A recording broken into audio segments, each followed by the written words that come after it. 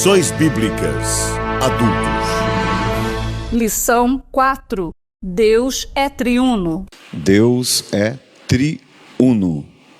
Então, o Novo Testamento, ele mostra que os cristãos do período apostólico reconheciam o seu Deus como triuno, sem saber de formulação teológica nenhuma. Ou seja, os cristãos já nos primórdios da igreja, da instituição da igreja, no período apostólico, eles já reconheciam Deus como triuno, sem precisar desses aparatos que nós temos hoje na questão de formulação teológica.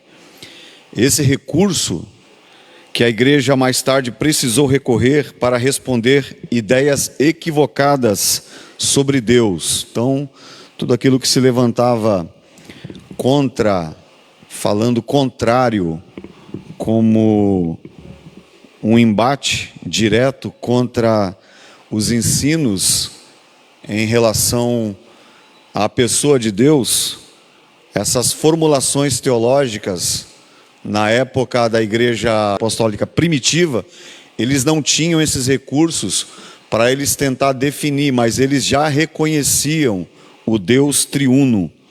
A Trindade, ela é a doutrina com sólidos fundamentos bíblicos, que mesmo sem conhecer essa terminologia, a Trindade, os cristãos do período apostólico reconheciam essa verdade. Nosso irmão Valdecir, se puder ler para mim o primeiro ponto aí. Como a Bíblia apresenta a Santíssima Trindade. Obrigado, irmã. Queremos dar as boas-vindas aqui ao pastor Tiago. Primeira escola, primeira aula, ele está aqui na quarta aula, Primeiro dia segundo dia de culto, Terça-feira ele assumiu. E queremos dar as boas-vindas à sua esposa, a irmã missionária Stephanie. Amém, igreja? Estamos felizes com a presença do servo do Senhor.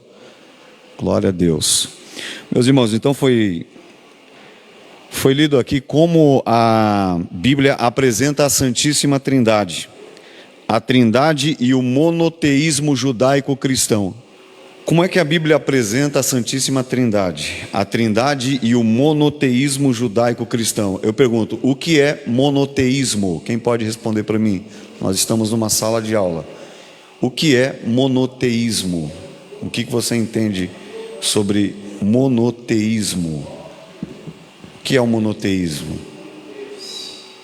O único Deus. O monoteísmo, na Bíblia, é a crença em um único Deus, que é a divindade criadora de todo o universo. Então isso é monoteísmo.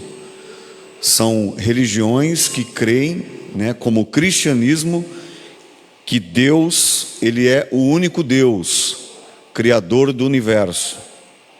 No Antigo Testamento, o Israel antigo, entre o monoteísmo e o politeísmo, o Israel no Antigo Testamento, eles oscilaram entre o monoteísmo e o politeísmo. O que é o politeísmo? É a crença em vários deuses.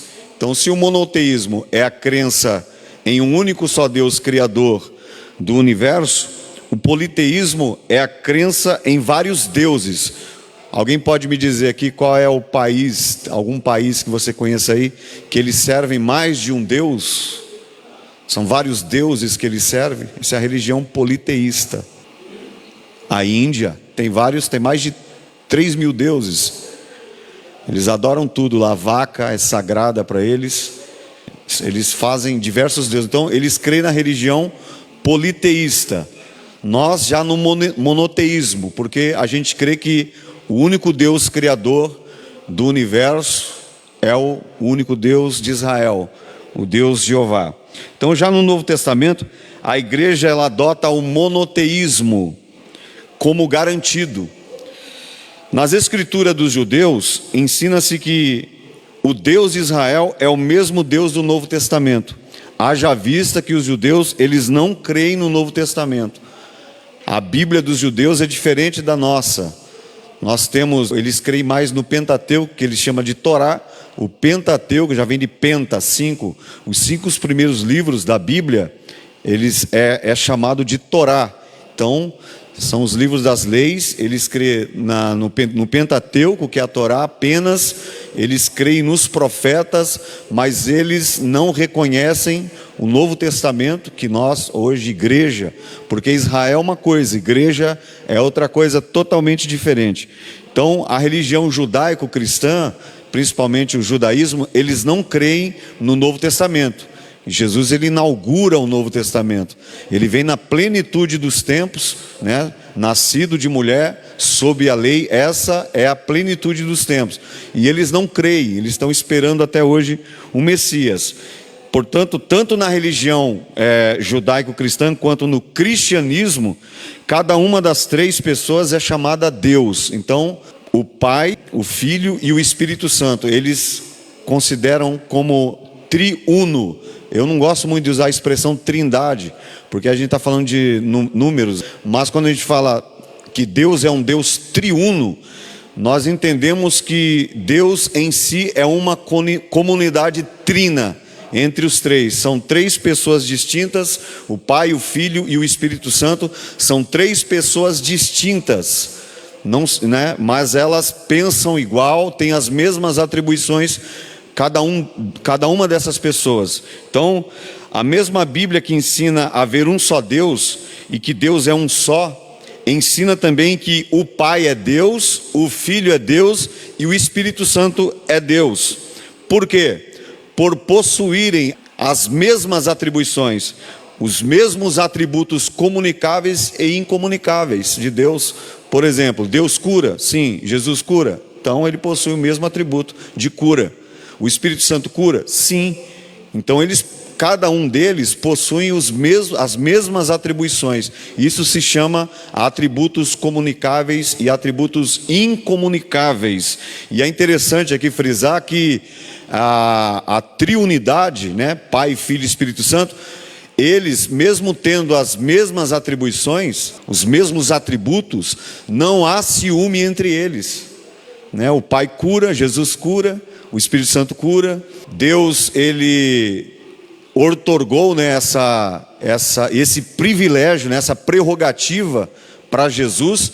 Mas a gente vê que quando ele veio, o Cristo encarnado na aula passada, quando ele encarna em Jesus, que é o homem recente, eu digo que o Jesus é um homem histórico de 2025 anos, mas o Cristo, Paulo chega a afirmar que ele antes da fundação do mundo ele já existia, já uma das pessoas da Trindade.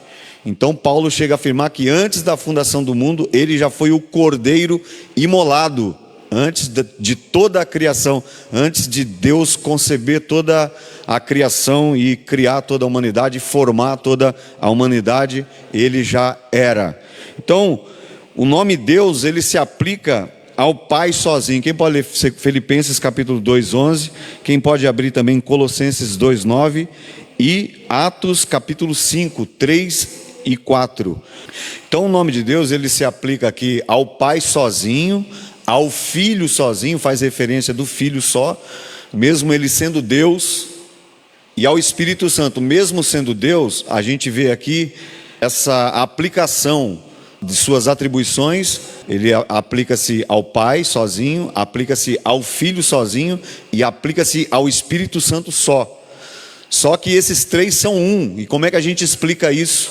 É o que a gente está estudando aqui. Portanto, o monoteísmo judaico-cristão não contradiz a Trindade, porque a Trindade ou a triunidade, ela está presente também no Antigo Testamento, né?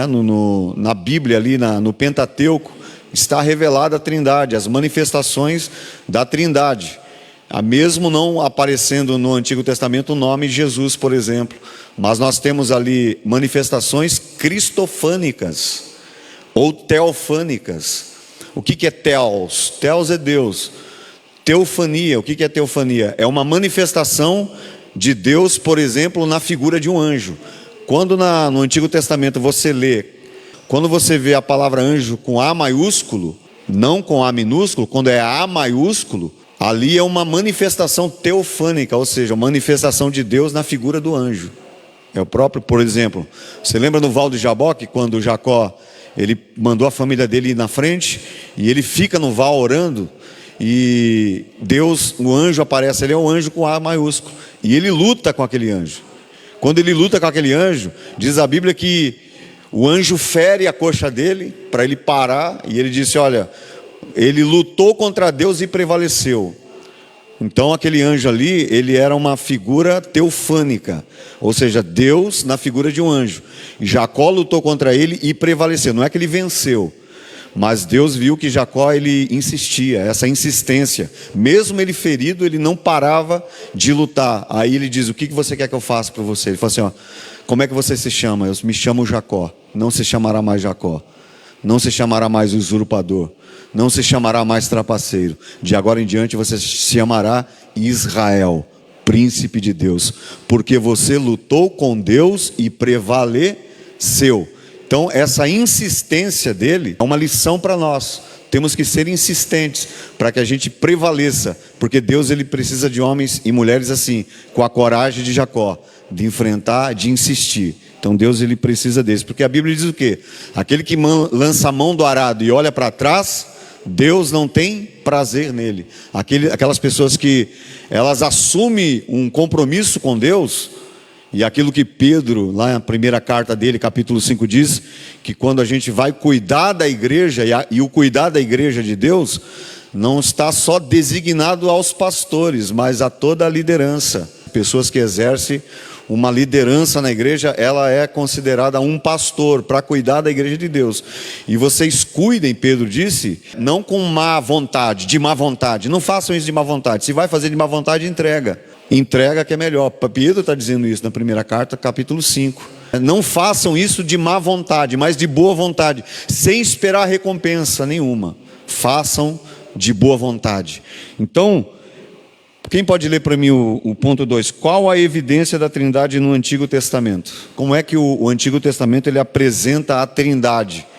Apesar que essa palavra não está na Escritura, ela não se encontra na Escritura, a palavra Trindade ou Triunidade, mas nós entendemos que essa manifestação da Trindade, ela está expressa na Bíblia desde os primórdios da formação, da criação e da formação do mundo. Então, como é que o Antigo Testamento ele apresenta essa Trindade para ficar visível, para que a gente compreenda?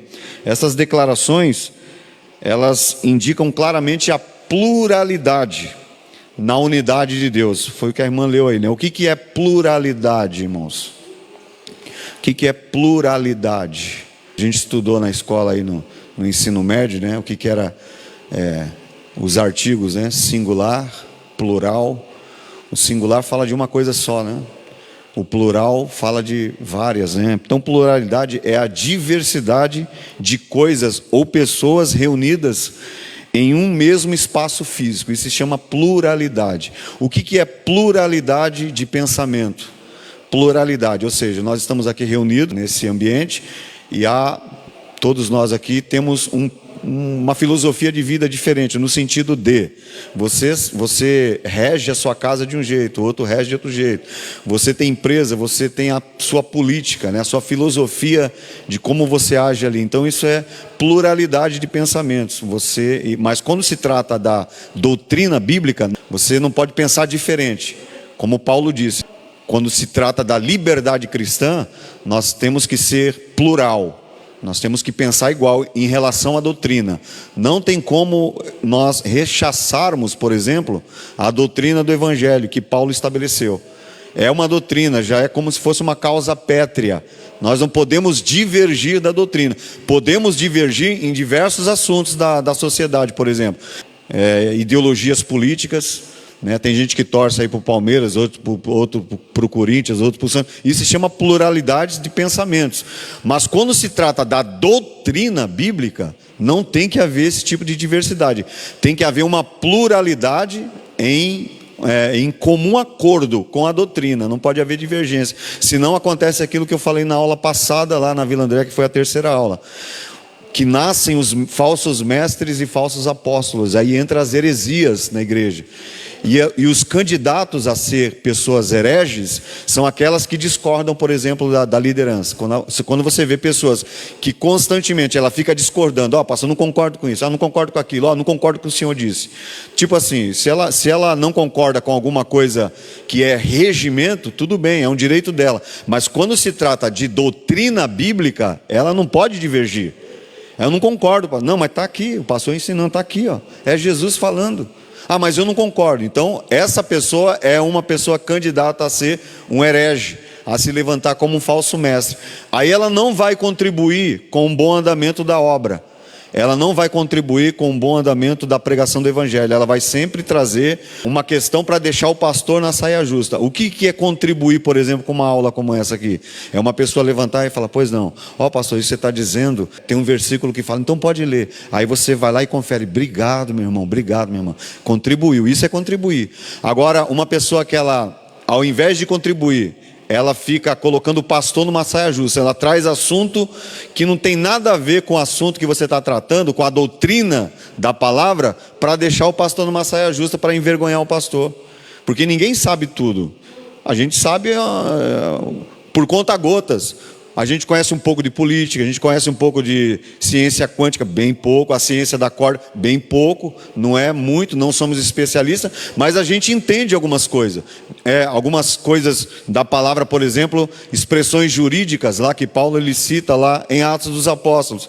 Aí a gente sabe pouco, rasamente, mas tem pessoas que às vezes conhecem, aí vem querer humilhar, isso aí não é contribuir. Então esse tipo de pessoa é uma pessoa candidata a ser um falso mestre, um herege, a colocar a igreja contra o pastor. A pluralidade é essa diversidade, de coisas. Então onde é que a gente vê a pluralidade da trindade no Antigo Testamento? Nós vimos aí a irmã fazendo essas declarações em Gênesis 1, 26.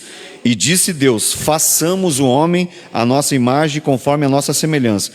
A expressão façamos, quando uma pessoa diz façamos, quer dizer que existem outras pessoas do lado dele, Se Deus ele fosse um déspota solitário, ele diria assim, eu vou fazer agora o homem à minha imagem e semelhança.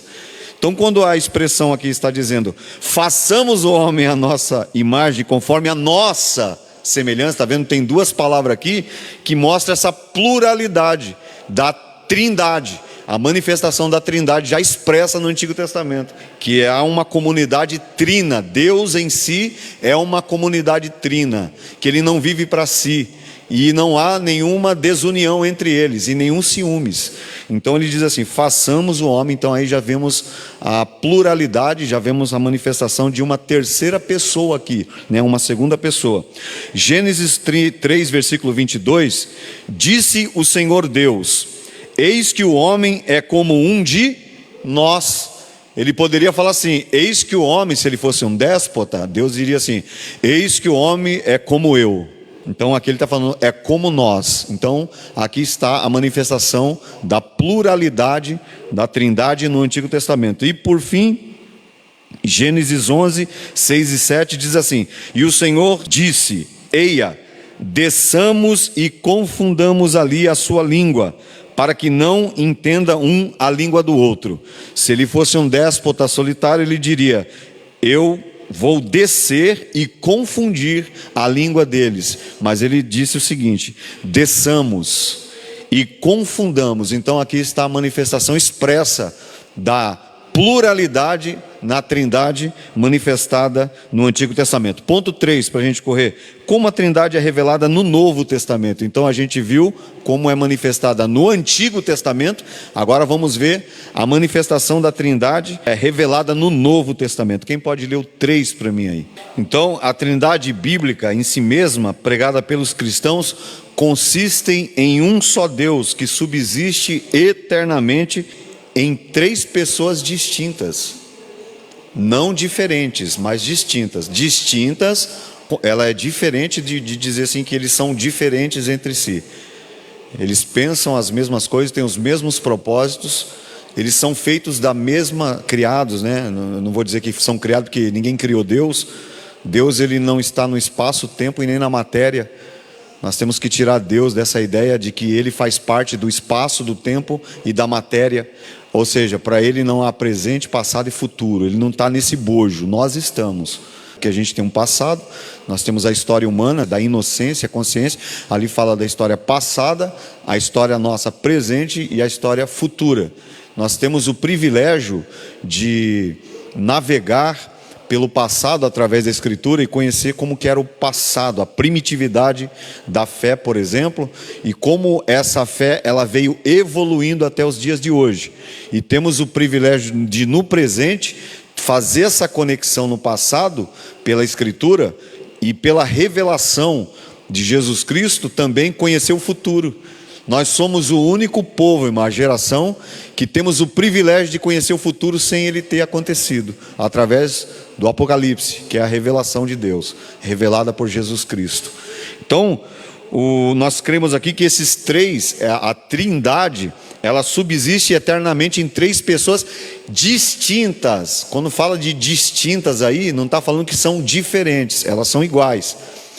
Em uma só divindade, iguais em poder, glória, majestade e eternidade da mesma substância. Esses dias um rapaz estava conversando comigo lá de São Paulo, um gerenciador de rede social, que a gente fechou uns trabalhos de parceria, e ele falou assim, saí da igreja. Falei, por que você saiu da igreja? Ele falou assim, porque eu creio mais na ciência, a ciência está se sobressaindo em relação à religião.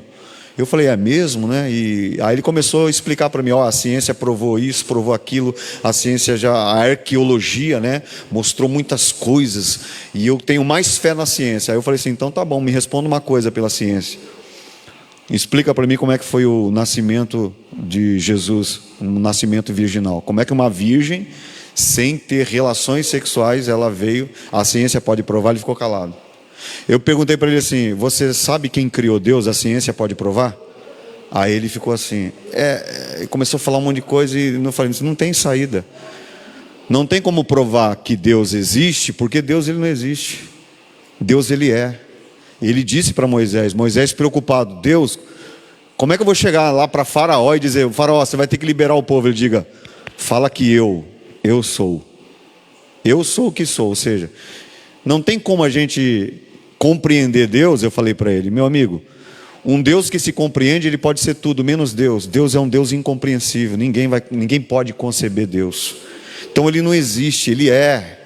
E uma coisa que é uma coisa que não foi projetada, não foi programada. Porque se Deus ele existisse e a gente provasse a existência dele, a gente perderia interesse. Ele seria qualquer coisa, menos um Deus. E esse rapaz falou assim, rapaz, tem sentido o que você diz. Então eu disse o seguinte, a ciência prova muitas coisas importantíssimas.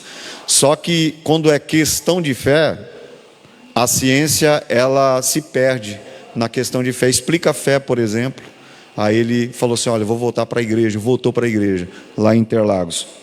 Então, a Trindade em si mesma, aqui em Mateus 28:19, o pastor leu aqui, Jesus ele revela a Trindade, ele que inaugura no Novo Testamento a revelação da Trindade. Então, no Velho Testamento, o próprio Deus, ele revela a Trindade entre eles. Façamos o homem a nossa imagem, a nossa semelhança, desçamos e confundamos. Então no Velho Testamento, o próprio Deus, ele revela essa trindade, essa unidade entre essas três pessoas distintas. E no Novo Testamento, Jesus, ele revela a trindade. Então Mateus 28:19 diz, portanto, as palavras de Jesus, portanto, vão e façam discípulos de todas as nações, batizando-as em quem? Em nome do Pai, do Filho e do Espírito Santo. Então aqui está expressamente revelada por Jesus a Trindade no Novo Testamento. A parte B aqui também fala da Trindade dos credos. A Trindade é a união de três pessoas, Pai, Filho e Espírito Santo, e o Espírito Santo é uma só divindade. Iguais em quê? Aquilo que o pastor leu aqui. Eles são iguais em poder, majestade e eternidade, são da mesma substância, embora distintas. Então até nós cremos. Qual é o crédulo apostólico, né? As pessoas, elas A Assembleia de Deus, ela tem um credo, né? Mas tem o credo apostólico, tem o credo das Assembleias de Deus, no que nós cremos, né? No que nós acreditamos, o que nos norteia, né? Quais são as doutrinas clássicas, né? Que nos norteiam, o pentecostalismo clássico. Nós somos seguidores, né? Desse segmento. Como é que Deus aqui, embora eles sejam pessoas distintas, mas eles são iguais em poder? Aqui está falando do credo. Qual é o credo, por exemplo, dos apóstolos? Nós temos que entender qual é o credo. Crede em Deus Pai, Todo-Poderoso, Criador dos céus e da terra. Crede em Jesus Cristo, seu único Filho, e crede no Espírito Santo. Então esse é o credo apostólico. Se você não crê nisso, você não entende o que é Trindade, que está expressa no Novo Testamento também. Então vamos para o tópico 2, as heresias contra a doutrina da Trindade. Eu vou ler aqui rapidinho aqui esse primeiro ponto aqui. São duas as principais heresias contra a Trindade: o unicismo e o unitarismo. Ambas são contrárias à Bíblia, condenadas pelas igrejas antigas e rejeitadas pelos principais ramos do cristianismo. Nesta lição trataremos do unicismo. O que é o unicismo e o unitarismo, né? Ele usou esses dois segmentos aqui. Existe o segmento unicista e o unitarista, ou unitarismo. Esses dois segmentos aqui, eles são contrárias à Bíblia e são condenadas pelas igrejas mais antigas e rejeitadas pelos principais ramos do cristianismo. Então vamos ver o que é o unicismo. Você já ouviu? Quem já ouviu essa expressão unicismo? Você já ouviu? O que é o unicismo? Já vem de único, né? De um único. O movimento unicista teve origem no século III ou no século III, é conhecido como o monarquianismo, modalismo, patripazianismo e sabelianismo. Então essas são as descrições desse movimento que surgiu no século III. Os principais heresiarcas representantes desses movimentos, eles foram 3 cidadãos. Quais foram eles? Noeto, Práxeas e Sabélio. O unicismo, eles não negam a deidade absoluta do Filho nem do Espírito Santo. O que é deidade? O que é deidade? Nós estamos numa sala de aula, a revista é comentada. O que é deidade? O unicismo, eles não negam a deidade de Jesus, né, o Filho, e nem do Espírito Santo. Deidade, ou seja, que eles são Deus. Eles não negam o unicismo, esse movimento, contrário às Escrituras, eles não negam Jesus e o Espírito Santo, a sua deidade, que eles são Deus, eles não negam. Mas eles negam a Trindade, eles não creem na Trindade, pois eles dizem que confundem as pessoas. Quem conhece alguma igreja unicista aqui que não crê na Trindade? Existem alguns segmentos evangélicos que são unicistas. Por exemplo, a Igreja Voz da Verdade. A Igreja Voz da Verdade, eles não creem na Trindade. Tanto é que o seu fundador, ele distorce algumas coisas da Escritura, trocando, por exemplo, o nome de Deus, ou trocando a pessoa de Deus por Jesus. Eles veem Deus à destra do próprio Deus. Não existe isso. Ou não existe, por exemplo, a gente não concebe no nosso intelecto dizer o seguinte, que Jesus como Deus, ele se apresenta também como Deus no céu. Quando ele sai daqui, que ele morre, ele fica no seio da terra por 3 dias, e depois 40 dias ele passa aqui nessa terra. Ele precisava depois subir ao céu para levar o sangue dele. Tanto é que a gente vê nos Salmos, né? Lembra quando os anjos ali fazem aquela expressão? Quem é que está vindo ali? Com aquelas vestes salpicadas de sangue. Aí Jesus disse, sou eu, né? O valente de Bozrá. Eu sozinho pisei as nações, né? Como uvas, e as minhas vestes estão salpicadas de sangue. Aí aqueles anjos dizem o seguinte, ó portais eternos, abri as vossas cabeças, porque entrará o Rei da Glória. Quando eles ouvem isso, aí Jesus ele entra para quê? Para apresentar o sangue lá. É porque a Bíblia diz que sem derramamento de sangue não há remissão de pecado. Então, essa heresia unicista, ela consiste em negar a trindade. Todo segmento que nega a trindade e ensina que o Pai, o Filho e o Espírito Santo, eles não são uma única pessoa, ou seja, eles ensinam que Deus, essa trindade aí até confunde, por quê? Porque dá a ideia de um Deus de 3 cabeças, né? Pai, o Filho e o Espírito Santo, eles não são uma única pessoa para eles. São pessoas diferentes umas das outras, não existe trindade para eles. Mas a trindade aqui não é que é um Deus que tem 3 cabeças. São 3 pessoas distintas que possuem as mesmas atribuições divinas, de eternidade. Então é nesse aspecto que Deus é uma comunidade triuna ou trina em si mesmo.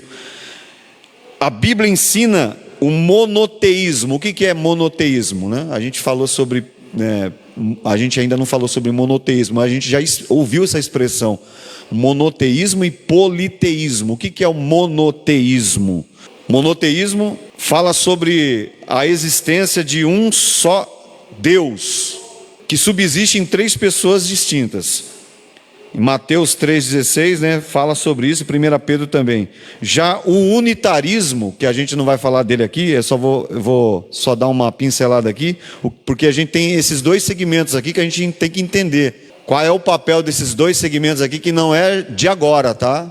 Esses 2 segmentos, eles surgem no século 3, e eles já vêm combatendo com a Bíblia, com as doutrinas bíblicas, principalmente em relação à trindade, que eles não creem na trindade, que Deus é um Deus triuno.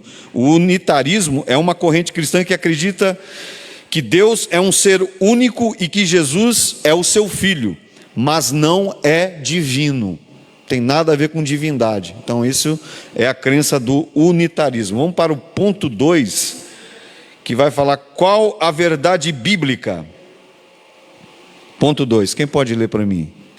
Então, a verdade bíblica aqui, em relação ao unicismo, já para combater essa heresia, esses ensinamentos, eu digo que é uma doutrina contrária à bíblica, é a doutrina unicista, que é contrária àquilo que a Bíblia deixa expressa aqui, que há uma trindade, há uma união entre Pai, Filho e Espírito Santo, há uma harmonia entre si. Por quê? Porque o Filho, ele glorifica o Pai exalta o seu Filho, e o Espírito Santo, ele é uma concordância, ele está em concordância com os 3, ele é uma prova dessa união, que não há entre os 3 ciúme, não há ciúme por causa de atribuições, não há briga por causa disso. Então a verdade é que Jesus por diversas vezes deixou bem claro que ele é uma pessoa, e o Pai é outra pessoa, embora sejam eles mesmo, o próprio Jesus sendo Deus, Deus sendo Deus, e o Espírito Santo sendo Deus. Então, o que a gente entende aqui? A gente entende que essa doutrina unicista, pela leitura da Bíblia, é tão simples de entender, que eles não compreenderam nada do que é a trindade. Por uma leitura, não precisa ser muito acurada, para a gente entender que a trindade está expressa. Os unicistas, eles não conseguiram enxergar essa trindade, porque talvez precisa estar expressa a escrita ali, Se não tiver a escrita ali, eu estava ensinando lá na Vila Andréa sexta-feira, que tem coisas assim que não está na Bíblia, mas que parece que está, Por exemplo, quem com ferro fere, com ferro será ferido, é um adágio popular. Está na Bíblia? Não está. Mas se você pegar, por exemplo, uma expressão de Jesus, quando Pedro corta a orelha do servo do sumo sacerdote, o que Jesus diz? Pedro, se você usar a espada não apartará da tua casa. Parece que faz contraste com esse adágio, Quem com ferro fere, com ferro será ferido. Não está na Escritura, mas tem uma expressão que dá a entender que é a mesma significação. Talvez para os unitaristas, talvez para eles faltasse essa expressão de trindade. Faltou para eles mais compreensão e entendimento. É isso que faltou para eles. A verdade aqui está bem expressa. Qualquer leitor da Escritura que fizer uma leitura, não precisa ser acurada, aquela leitura acurada, uma leitura bem feita, você vai perceber a trindade ali, que existe Pai, Filho e Espírito Santo, e que as três pessoas são distintas umas das outras, mesmo elas possuindo, elas são iguais em poder, majestade e eternidade. São feitos da mesma substâncias, possuem a mesma substância, e como nós também somos feitos de 3 substâncias. Quais são as 3 substâncias que nós somos, irmã Edné? Nós somos formados por 3 substâncias. Quais são as nossas substâncias? Espírito, alma e corpo. Então, assim como nós temos essas 3 substâncias, fomos formados por essas 3 substâncias, os 3 também possuem a mesma substância. Maravilha. Vamos para o terceiro ponto. Terceiro tópico, unicismo, uma heresia antiga na atualidade. Valdecir, aí, irmão Valdecir, presbítero Valdecir. Então, qual o problema dessa doutrina unicista? O problema é que, na atualidade, existem alguns evangélicos pentecostais que são unicistas, ou algumas igrejas, que eu disse aqui, uma dessas igrejas unicistas é a Igreja Voz da Verdade. Aí você diz assim, mas e aí, é correto cantar? Porque uma das virtudes, assim, entre aspas, dessas igrejas unicistas, é apresentar Deus, um Deus diferente através da música, da musicalidade deles. E aí, a gente continua cantando? Podemos cantar ou não? Música de igrejas unicistas, que apresenta apenas um Deus, que não há trindade, eles não creem na trindade. É uma pergunta que eu faço, é correto? Tem algumas igrejas que já estão cortando já, falando, conversando, não só o Voz da Verdade, tem outras comunidades também. Quando diz assim aquela canção, é Deus de perto e não de longe. Como? Isso é uma música unicista. Ele é Deus de perto e também Deus de longe. Como não? É Deus de perto e não de longe. Então, são músicas que são apresentadas, não reconhecem a trindade. E algumas igrejas já estão cortando seus grupos de louvor aí de cantar algumas músicas, por exemplo, unicistas, que ensinam, as pessoas se sentem bem ali, mas só que isso o comentarista ele deixa bem claro aqui, que mesmo que essas igrejas unicistas, através da musicalidade deles, ensinam um Deus diferente, tem algumas canções que às vezes mexem com as pessoas. E às vezes talvez a pessoa não é alcançada por uma palavra, porque, irmãos, pregar a palavra não é fácil, viu? Ela é diferente de você expor qualquer livro. A palavra ela carece de você ter uma revelação de Deus para você ensinar. Não é de qualquer jeito, não é você ler por ler e pregar de qualquer jeito. Por exemplo, tem pessoas que não entendem muito, que algumas pessoas simples, né? As pessoas falam assim, não, mas e as pessoas simples, não podem falar na igreja? Claro que podem, claro que pode falar. Ninguém, não é proibido ninguém pregar sobre Jesus. Ele disse ide, ele não perguntou assim, faça curso teológico para ir. Não faça, mas pelo menos você tem a revelação. Pode falar, meu irmão, que carece de uma preparação, porque está lá em Atos, 6, né?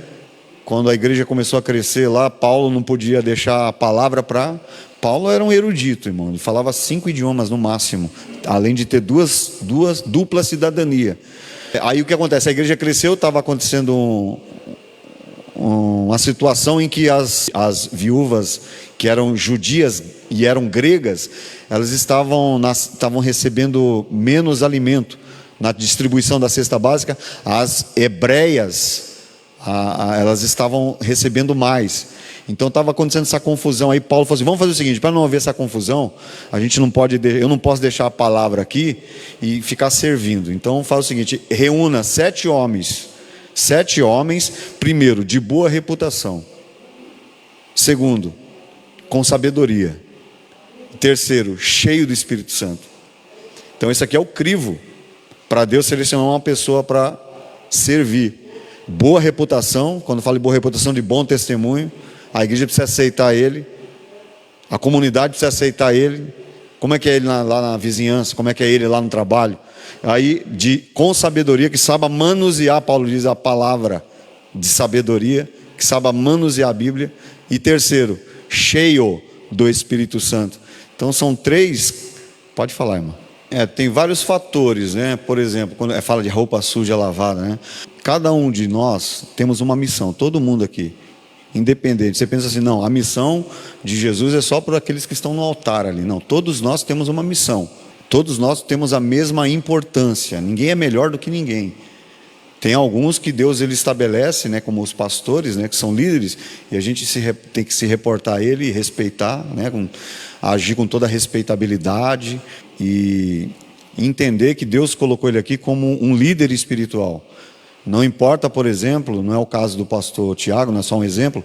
Tem pastores, por exemplo, que ele não tem estudo, mas ele apacenta há 60 anos. Quem sou eu, um jovem, por exemplo, um jovem de 20 anos, que vai ensinar um homem desse? Ah, mas ele não tem curso teológico, ele não sabe falar no vernáculo, ele não tem oratória. Mas ele tem 60 anos de ministério de experiência. Então, a experiência fala mais alto, e a experiência agregada ao conhecimento teológico. Por que é importante a gente fazer um curso teológico?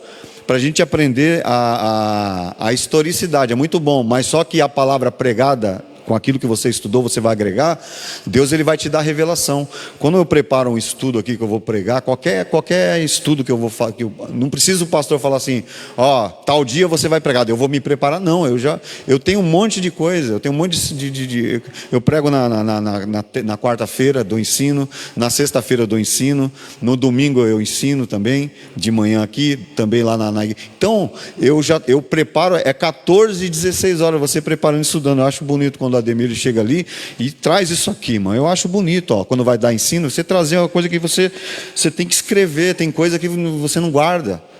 Você preparou, aquilo ali fala que você se preparou, irmão. Eu acho bonito você trazer o sermão presidencial, porque você tem coisa que você não assimila muito. Tem coisa, por exemplo, a gente vai pregar a mensagem, aí tem advogado na igreja, como teve 2 advogados lá no Barro Branco. Aí meu irmão falou assim, aí quem prega? Você prega, porque não vou colocar esse pessoal mais simples aqui, que era 2 advogados. Aí eu trouxe a mensagem nos termos jurídicos de Mateus 27, falando de Pôncio Pilatos, que era magistrado, que era procurador, e ele era governador ao mesmo tempo, e fez o julgamento. Então eu trouxe, porque era uma ceia, e ele estava interrogando Jesus. Então eu falei numa expressão jurídica, ele disse que rapaz falou assim, eu vou ficar vindo aqui nessa aí, vou ajudar. E ajudaram com valor financeiro para a gente fazer o altar lá. Então, aquilo que ela está falando, tem várias questões aí, né? A gente fugiu um pouco aqui, mas para falar sobre uma coisa importante. Todos nós temos o nosso valor, cada obreiro, cada pessoa, cada membro tem o seu valor. Tem o seu valor. A gente não precisa ficar aprender com a Trindade, que entre eles, mesmo eles tendo as mesmas atribuições e os mesmos valores, eles não invejam um ao outro, eles não ficam com medo de perder a posição, de perder a cadeira. Aí por isso que às vezes há essa rinha, né? Vira uma rinha, essa lavação de roupa suja. Aí o que acontece? Quem sofre é aqueles que são ouvintes. Então, acho importante isso, frisar isso aí. Por isso que eles falam aqui que o problema dessa igreja unicista é que, através da musicalidade e da pregação da palavra, eles apresentam Deus totalmente diferente do Deus da Escritura. Isso aí, na verdade, é uma questão, essa questão que a gente levantou aqui, é uma questão interna aqui, que ela é resolvida aqui, simplesmente, com a CPO é resolvida, mas tem gente que não vai em CPO. Eu vejo aqui, às vezes, o obreiro falando, por que não me dão oportunidade? Você nunca vai numa CPO, você nunca vai numa EBOM, você nunca vai numa reunião em registro, você não vai numa congregação. Você quer o quê? Não, eu queria ajudar a dirigir a sede, mas você nunca dirigiu uma congregação, né? Nós temos aqui homens aqui experientes, então nós vemos aqui homens que nem o Ademir aqui, que está não sei quanto tempo aqui na igreja, há 15, 16 anos, 20 anos, não sei. Ele segura isso aqui, está aqui. Como é que eu vou chegar e falar que o Ademir aqui, ele faz muita coisa aqui, ele já é tesoureiro, e ele não posso fazer isso, ele tem o valor dele. O que está faltando é esse ajuste só, né? Ajuste. Aí isso atrapalha a obra, infelizmente, atrapalha, mas é uma coisa que sempre aconteceu, irmãos. Então vamos aprender com a Trindade que entre eles não há ciúmes, que cada um tem a sua funcionalidade no corpo. Nós somos membros de um corpo, né, do corpo de Cristo, que forma a igreja. E a gente tem coisas mais importantes a tratar, por exemplo, a defesa da nossa fé cristã. Defender, por exemplo, desse unicismo. É um debate que ele veio agora na atualidade, que está sendo... Pode entrar lá na internet, você vai ver o pessoal falando. A igreja, né, a igreja adventista é seita, eles têm lá os debates. Traz toda a história. A igreja tal é seita. A igreja Voz da Verdade é seita porque ela é unicista e aí faz parte dessa. E outra, não é, essa bola não está sendo levantada por outras igrejas, está sendo levantada pela nossa igreja mesmo, Belém. São mestres do Belém que estão levantando essa questão. E eles estão revendo, inclusive teve a reunião no Belém lá em São Paulo, que o comentarista dessa revista aqui, o Ezequiel Soares, ele falando, pode pegar lá, ele falando na escola bíblica lá, na reunião na escola bíblica, não cantem mais hino de Voz da Verdade. Ele falou, porque é uma igreja unicista, eles não creem na Trindade. E aí, como é que fica a situação? Como é que você vai explicar isso? Né? Enfim, então, eles... Através da musicalidade, essas igrejas unicistas, comunidades principalmente, elas de forma sutil, por meio da música, esses unicistas eles ensinam o quê? Um desvio doutrinário. Tem igreja aí, por exemplo, que elas falam o seguinte: o dízimo era para o Antigo Testamento e não era dinheiro, era fruta, era produto do campo, da lavoura. E aí, como é que você explica hoje para a atualidade? Mas como é que Jesus ele trata essa questão? Porque ele falou assim: eu não vim destruir a lei e os... Porque as pessoas falam assim: pastor, mas o dízimo é da lei. Sim, e o que Jesus falou em Mateus 5? Não vim destruir a lei e nem os profetas, mas eu vim com... Ele não trata ali da questão, ele não é uma pauta de Jesus, essa questão do dízimo. Ele não fala explicitamente ali, mas ele não é acusado de não dar o dízimo, é verdade? Sim ou não? Ele não fala do dízimo, mas ele ensina tantas coisas. Mas ele não é acusado de não devolver o dízimo. Porque era da lei o dízimo, irmãos. E na época de Jesus tinha o templo ou não tinha? O que ele fala em Mateus 23? Vocês, fariseus, hipócritas, vocês dão o dízimo da hortelã, né, da hortaliça, mas desprezam o fundamental da palavra, que é a palavra de Deus. E por vossas tradições, vocês destratam a palavra de Deus, desmerecem a palavra de Deus por causa das vossas tradições. Então ele não falou explicitamente, não estava na pauta de Jesus falar de dízimo, mas ele também não foi acusado pelos religiosos de não dar o dízimo, de devolver, aliás. Então, essa doutrina unicista, de forma sutil, elas embutem nas músicas, através da música. E as pessoas acabam acreditando mesmo que não existe a Trindade. E aí se torna uma coisa normal. Então, conhecer a Deus é o mesmo que conhecer a Cristo, em virtude da unidade de natureza do Pai e do Filho. Jesus ele disse assim: ninguém conhece o Filho sem o Pai, ou vice-versa. Quem que revela o Pai? Jesus. Ele falou assim: quem olhar para mim vai ver o Pai. Mas o Pai que ele está dizendo ali não é a paternidade que ele está tomando para si. Ele está falando assim: vocês vão ver, vocês querem conhecer o Pai? Olhe as minhas atitudes. As minhas atitudes são as mesmas do Pai.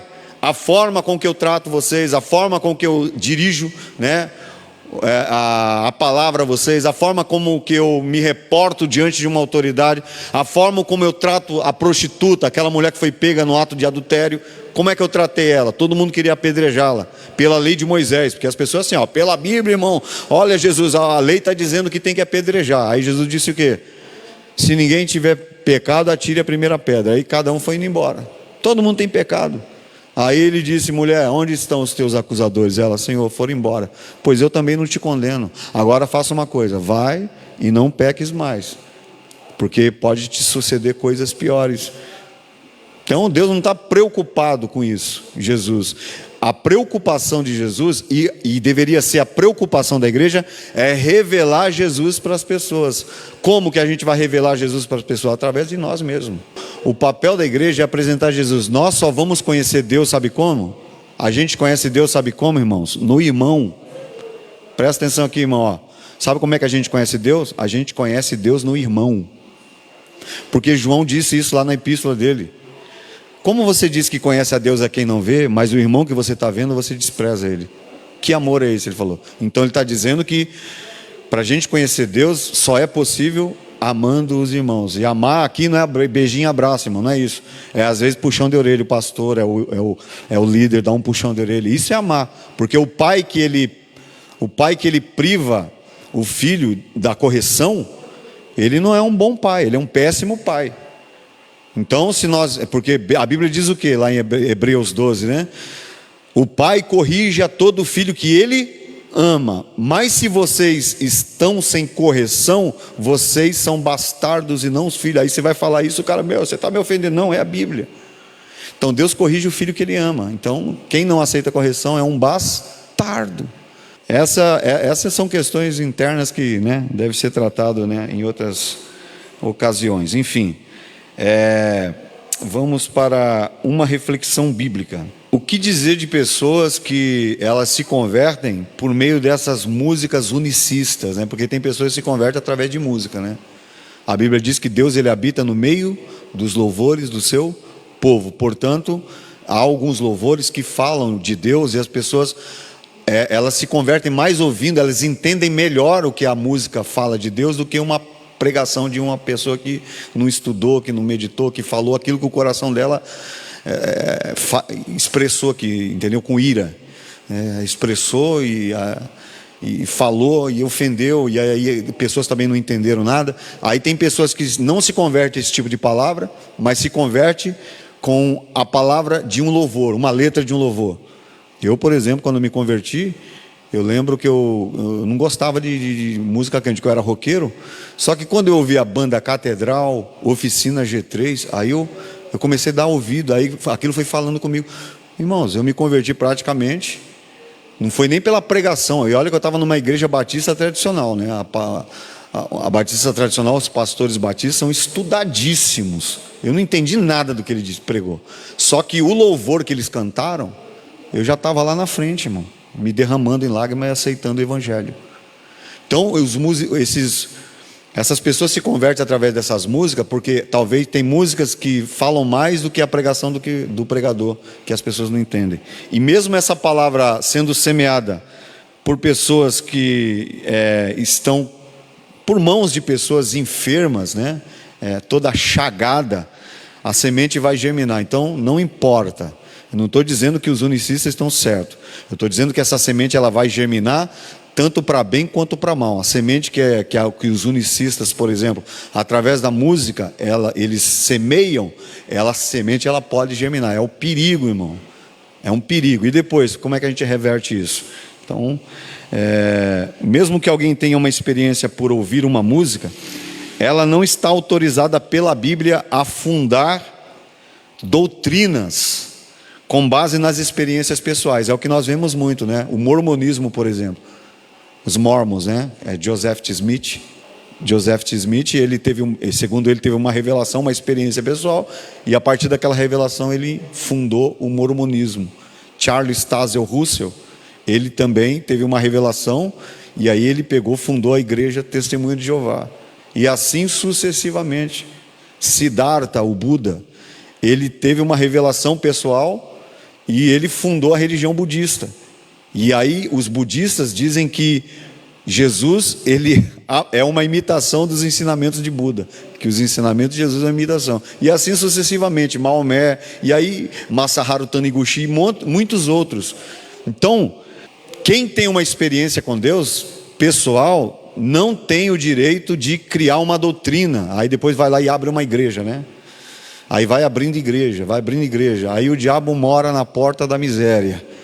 E às vezes pensa que é Deus que falou com ele, mas ele teve só uma experiência, e por essa experiência ele coloca a experiência acima de todo mundo, acima da liderança dele, já não respeita mais o pastor dele, já não respeita mais aqueles que estão na frente, e aí ele funda a própria igreja dele e cria uma doutrina dele, porque ele fala que ele teve você teve a experiência que eu tive? Paulo não teve experiência no caminho de Damasco? E por causa dessa experiência ele fundou alguma igreja? Não, ele só deu continuidade ao que os apóstolos já tinham estabelecido. É isso que o comentarista está dizendo aqui. Você não tem direito só porque você teve uma experiência, de dizer que a sua experiência, cada um tem uma experiência pessoal. Eu não posso dizer, não, mas a minha experiência, você teve experiência, legal, mas a minha experiência, já viu essas pessoas que nasce essa vaidade no coração dela, aí acaba fundando uma igreja e acaba criando doutrinas. Então, para a gente encerrar aqui, irmãos, a Bíblia é a única fonte de doutrina. Olha aqui, a Bíblia é a única fonte de doutrina e não as emoções, não nossas emoções, pois somos norteados pela palavra na direção do Espírito. Terceiro e último aqui, qual a posição oficial sobre o unicismo? Quem pode ler para mim? Irmã Érica, está com a revista aí? Então, meus irmãos, a posição clara aqui da igreja, a nossa posição em relação ao unicismo, não é contra os unicistas, as pessoas, está deixando bem claro, é contra o ensino do unicismo, que é a doutrina unicista, não é contra as pessoas. Então a nossa briga aqui, irmãos, a nossa discussão aqui, não é contra o irmão, não é pessoal, não deve ser pessoal. Ela deve ser uma discussão sadia para visar o crescimento do reino de Deus. Então a posição clara aqui não é contra as pessoas que são unicistas, porque tem unicistas que não sabem do que elas não sabem, não têm o conhecimento que nós temos. Eles não são culpados daquilo. Qual é o nosso papel? Não é condenar eles, a pessoa, mas a gente divergir do pensamento doutrinário. É nesse sentido, amém?